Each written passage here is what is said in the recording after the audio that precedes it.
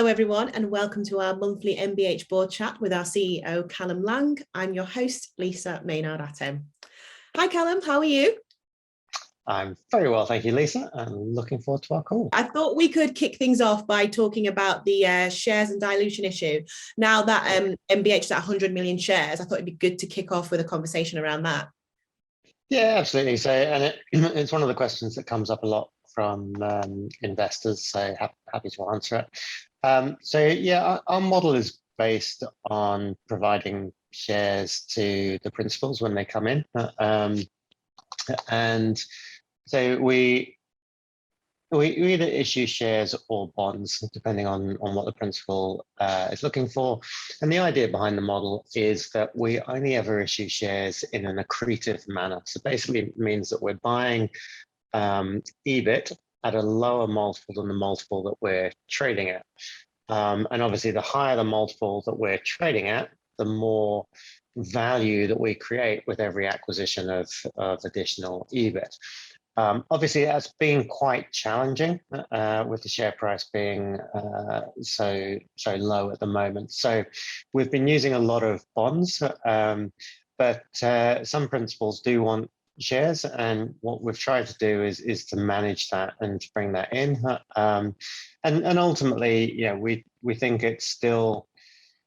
The model is designed for business owners to have that sense of ownership, and that's very important. There's plenty of other companies out there that take on leverage to buy companies, that use operating cash flow to buy companies, and those are perfectly valid methods. But our whole idea is that we want the principals with a stake in the future. That's something that entrepreneurs are inherently used to and comfortable with. And so for us, it definitely makes sense. And then the other way that we issue shares is there's an incentive program for business owners when they come in, so they can earn bonus shares for every dollar of incremental profit that or EBIT that they contribute to the group.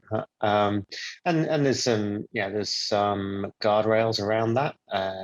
It always goes to a high watermark, so we can't have principals putting all their costs into 1 year, for example, to try and game the system. So there are some protections around it.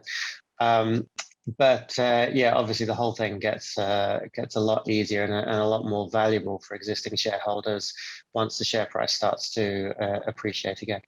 Yeah. Okay. Another area I kind of wanted to look at or discuss, was share buybacks. I know that's a question we get a lot as well, and I'd like to know a little bit more myself. So I thought maybe we could touch on that as well, please. Yeah. So well, look, the two things kind of come in hand. If a company is creating a lot of shares, it's easy to argue that share price is a reflection of fundamentals, but the reality is there's often a lag. Companies can, we've seen plenty of examples of companies with zero profit trading for tens of billions of dollars.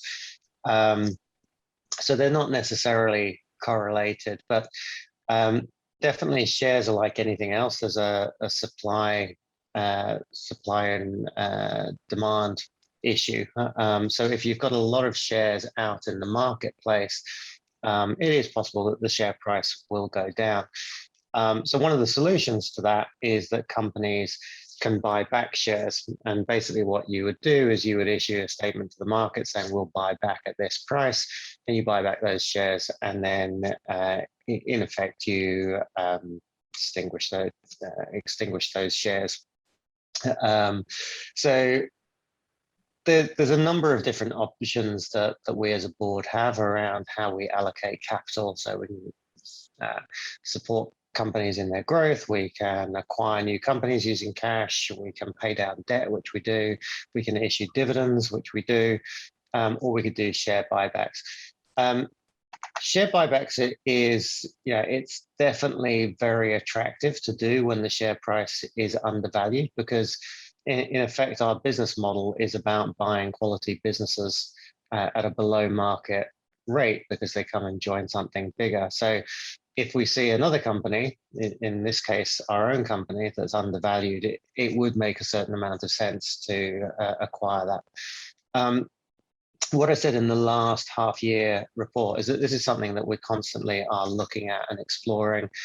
One sort of overriding theme that we have is that we will never make a decision that is just to appease short-term shareholder sentiment.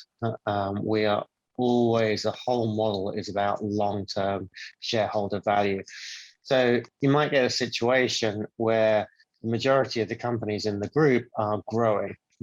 So after a couple of years of COVID, we are in that situation. We've got companies that are winning bigger accounts than they've ever won before. They're expanding, they're taking on new headcount. We don't ever want to be in a position where we are pulling cash from successful subsidiaries in order to appease short-term shareholder concerns. So buying back and almost falsely inflating the share price. Now, it's a balancing act, because as I mentioned in the answer to the first question, obviously, if you've got less shares out there, the share price goes up. If the share price is up, that means that every acquisition that we do creates more value. So it's definitely, it's an area that we take very seriously and consider a lot, and certainly aren't ruling it out as an option this year if the share price doesn't appreciate. Okay. Another area that I wanted to touch on just briefly is obviously with everything that's happening with the Ukraine and Russia, just from an impact point of view, I wonder if we could just have a little chat around that, if it's okay. Yeah, so I'm a bit wary now, because when Omicron hit back in sort of September, October time, I did a media interview at the time, and the question was, is the Omicron version going to cause challenges for you? And I said, no, our companies are great. You know, they've been dealing with it for 2 years. They know how to handle it. But it just spread so quickly and ended up taking out a lot of staff, and a lot of the caused the supply chain issues. And so we did get more impact than I thought. So equally, I don't think there's going to be a direct impact for us with Ukraine. Russia, we don't have, some companies I know have a lot of developers in the Ukraine. We haven't got much in the way of that. But I think there is a secondary knock-on effect that may start to hit. But yeah, it's a little bit difficult to draw a direct correlation. But again, it's something that we're watching very closely. I think, like everybody, not necessarily for what's happening now, but what could happen as a result of what's happening now. So it's it's a very, very sad situation, yeah, we'll just keep doing the best we can until we know more. Yeah, of course. So moving on, something a bit more positive. I think I said in the last chat that every time we do one of these, somebody wins an award somewhere in MBH. Yeah. And this time it is the turn of Acacia, who I know have won quite a few awards already, but recently won, and I've had to write it down because, like I said, there's so many of them, I can't keep up. So winners of the Federation of Small Businesses Wellbeing Award, which recognises and celebrates small businesses that are demonstrating initiatives and practices that prioritise well-being and health in the workplace. Honestly, Callum, I think we're going to have to just, I don't know what, because the roll call just gets keep getting longer and longer. Like, I'm sure next month there'll be more awards to talk about as well. But yeah, it's just another fantastic win for Acacia, and obviously for MBH as well. Yeah, no, that's fantastic. It sounds like there's going to be needs to be a very long plaque, given that it's a very long title.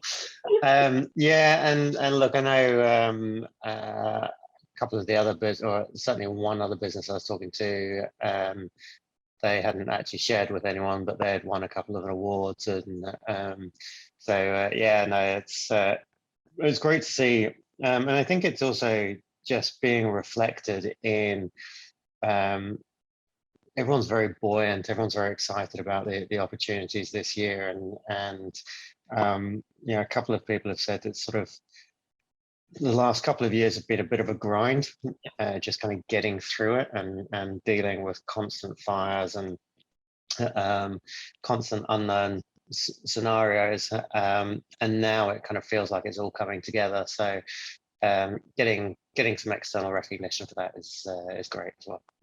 Yeah, like I say, every month there's a new awards to talk about, which is really, really exciting. Another thing I wanted to talk about was ESG. So in terms of B1G1 and the Gill Prime collaboration, which I think is absolutely fantastic. So what it is when a client chooses to work with Gill Prime, they plant 20 trees in the world to tackle climate change. And I think this is an absolutely fantastic thing. So I just kind of wanted to get your thoughts on it as well. Yeah, so well, two things. First of all, just a reminder for those that don't know that ESG is environment, sustainability and governance. I keep getting told off because I keep dropping ESG into conversations and people stare at me blankly. So B1G1 is an organization that I've been working with for ever since they started over a decade ago. The founders are very dear friends of mine. They've done something like 250 million givings throughout the world since they started. Just incredible organization. So MBH has been working with them since we launched, and then I think it was Paul from B1G1 came and gave a presentation to the principals, and a number of the principals started using B1G1. And basically the idea is that rather than some sort of abstract concept of we'll donate a percentage to charity, which is kind of very vague and ambiguous, B1G1 is all about making very real connections between you buy a meal in our restaurant and a child in a developing country will get food and get a meal.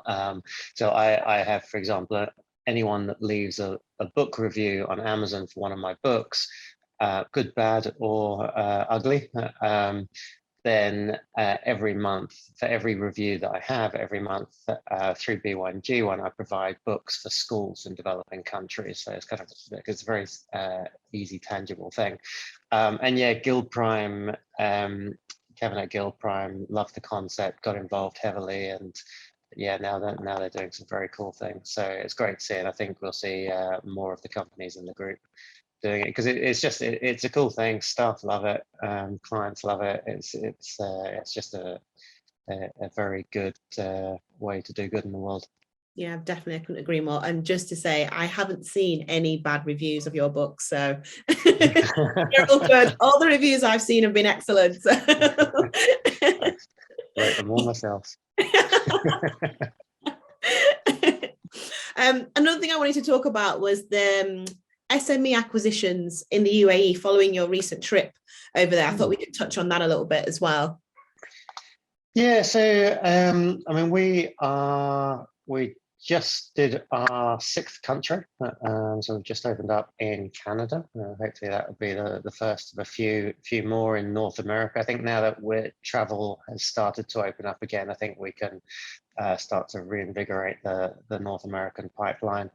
But very much we are looking to be a global entity. The more global we are, the safer the model becomes, and the more opportunities for companies that want to expand into the Middle East, for example, and companies in the Middle East that would want to expand overseas. So the other thing that we're basically exploring opportunities both with companies and with investors over there. So it was very, very successful trip, and had some great meetings, and hopefully we'll have some news off the back of that in the not too distant future. I'll make a mental note of that for a future board chat.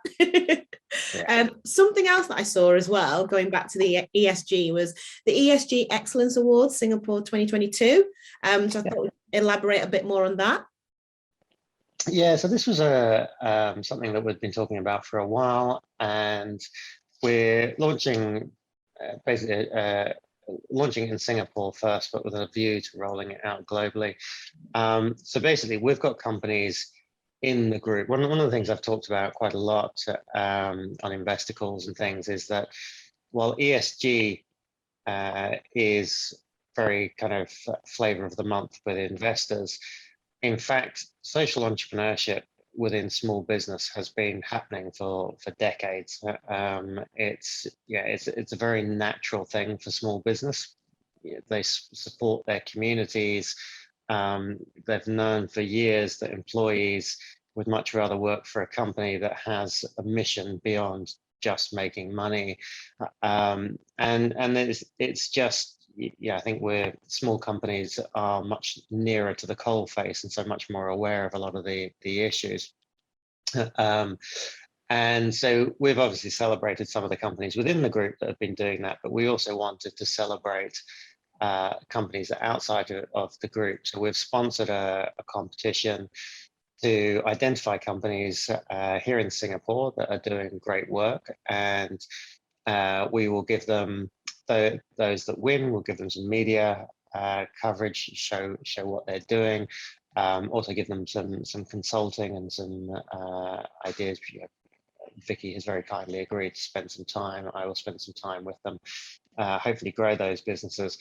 So it's a great way to, and we've got some incredible judges that have come on, including Masami from B1G1, who has come on as one of the judges. But it's a great way for us to not only showcase small businesses that are doing great stuff, but also an opportunity for us to meet a lot of those businesses, and hopefully a few of those will also see an opportunity to come and work within MBH. So yeah, looking forward to seeing what we see here in Singapore, and then rolling that out in other markets over the next few years. That sounds exciting. Sounds really exciting. So as always, my next question is a question I ask you every single month. Is there anything you can tell us about in terms of acquisitions or exciting news? But is there anything else that you can tell us? I ask you every single time. Yeah, that whole insider trading thing, just so many problems. So yeah, no, I can't share anything that's not already public. But yeah, you touched on the annual report. Yeah, obviously a lot of work goes into making sure that we are doing a good job of communicating to our shareholders in the best possible way. What's going on behind the scenes and what's happening, and as you know, we have adopted a format of a microsite rather than sort of the traditional rather dry PDF. So that allows us to really add some more color and some of the stories behind what's happening, and has been very well received by the investors. So it takes a lot of work. The team are already hard at it. But I think it's worthwhile because it really allows investors to see very quickly just where we've been developing, and we're very, very transparent. We use the same metrics every year. We're very open about those metrics. It all gets published on the website straight away. Yeah, I think hopefully investors will be happy with what we achieved last year. And I said in the previous year's letter, it's always slightly weird talking about what happened last year, because most of our life is already spent planning not just this year but next year. So we kind of it almost feels like going back 3 years to talk about what happened last year. But lots of very cool things did happen, so it's also nice to reflect on what we achieved as well. Definitely. And the final one for me is the MBH Principles Meetup, which is happening very soon. So we finally get to meet in person. Yes, crikey.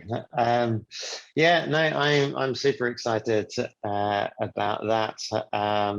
Yeah, just being able to travel again, being able to meet the principals. I think all the principals are also very excited about doing it. I've had a number of investors say, can they come? And that longer term, hopefully next year. That's definitely the intention, is that you'll have a few days with the investor, with the principals, and maybe an investor day where the investors can meet the principals. And ultimately, we'd like to get some of the staff from each of the companies to come, because they're doing more and more with each other in various committees and things cross company. So this one's going to be sort of a little bit more informal. It's just going to be a chance for us to, like I said, meet for the first time. Okay, well, thank you very much, Callum, and thank you to everyone for watching. Don't forget to subscribe to our YouTube channel and join us next month for our next monthly board chat. Okay, thank you very much. Bye. Find out more today at mbhcorporation.com.